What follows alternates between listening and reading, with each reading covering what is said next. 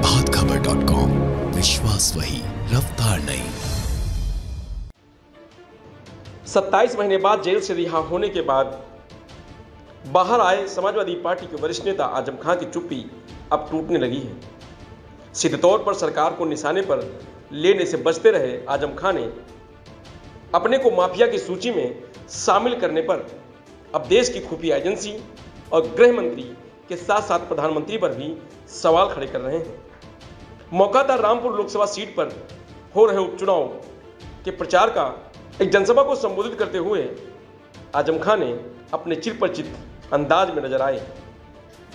आजम खां ने पैगंबर साहब की शान में गुस्ताखी करने वालों को भी जमकर खरी खोटी सुनाई। वहीं अपने ऊपर दर्ज मुकदमों को खुद पर हुआ जुल्म करार दिया।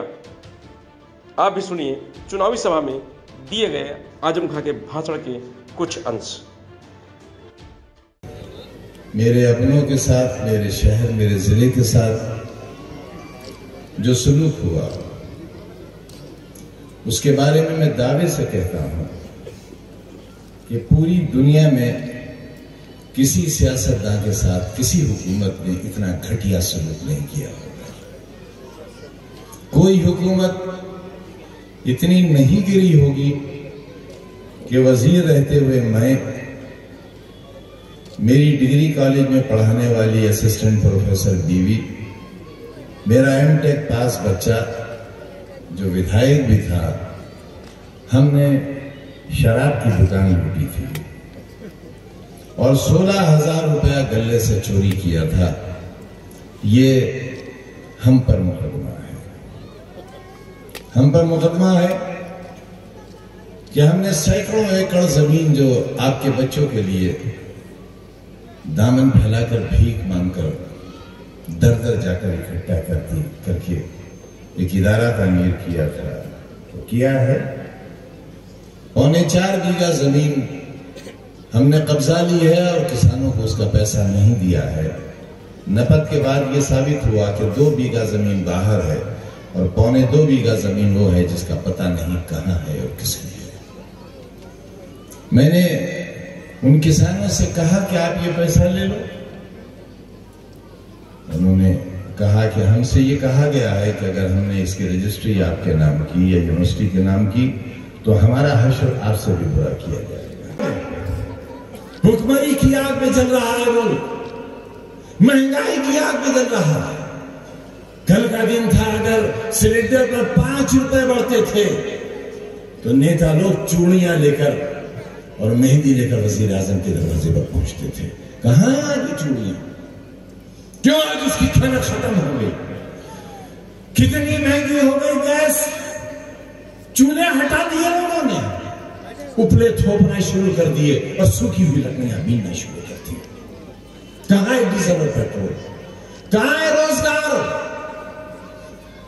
नौजवान किसी भी धर्म, किसी भी मजहब का हो, उसका पेट खाली है और जब उसका पेट खाली होगा, उसका तन नंगा होगा तो फिर गलत रास्ते भी इख्तियार कर सकता है।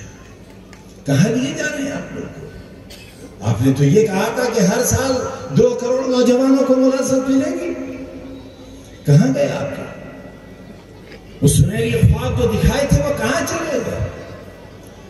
साथियों, हमें अपने इस छोटे से गुलिस्तान को बचाकर रखना है।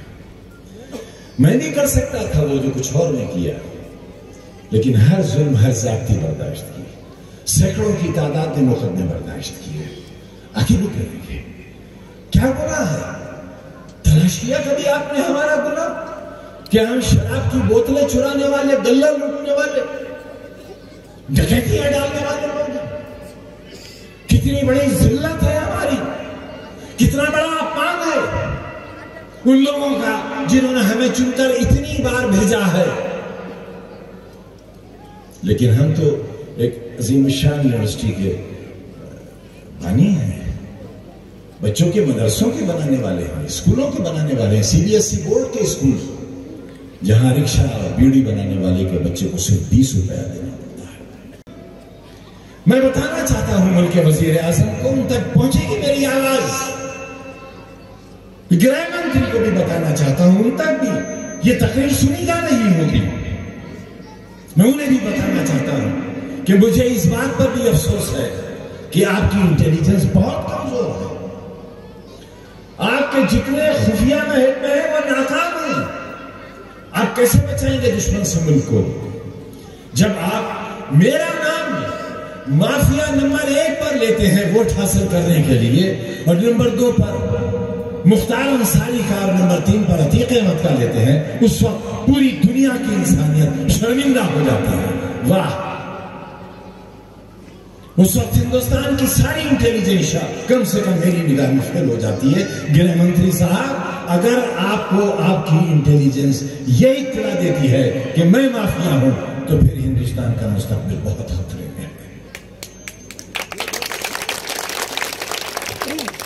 ये क्यों हुआ हमारे साथ? इसकी वजह भी जानने की कोशिश की कभी आपने? और क्यों दुख हुआ आजादी के बाद इस फैसले पर? लेकिन हर चीज बर्दाश्त की है। नबी करीम सल्लल्लाहु अलैहि वसल्लम की शान में तौहीन भी बर्दाश्त की है। बाबरी मस्जिद और राम जन्मभूमि का मूवमेंट चला, हम कन्वीनर थे उसके, लेकिन एक तकरीर और एक बयान रामचंद्र जी की, सीता जी की, कृष्ण जी की तौहीन अगर हो तो हम अपनी सजा खुद तजवीज करेंगे। हमारा मजहब रोकता है, हमारा अल्लाह, हमारा कुरान, हमारा ईमान रोकता है, हमारे नबी की हिदायत है। जबान हमारे भी मुंह में है, कहना हमसे भी बहुत कुछ आता है, लेकिन हमारा ये ईमान है कि जो मेरे प्यारे नबी की तौहीन करेगा वो तबाह हो जाएगा, बर्बाद हो जाएगा, मिट जाएगा। अपनी तबाही का इंतजाम मत करो जालिमों, और तुम्हें हिदायत करता हूं, प्यारे नबी के बारे में जो अल्फाज कहे गए हैं, खबरदार उन्हें दोहराना मत। तुम गुनाहगार और गुनाह के हिस्सेदार मत बनना। जिसके इश्क में पूरी कायनात बनाई हो अल्लाह ने, वो उसकी तौहीन बर्दाश्त नहीं करेगा।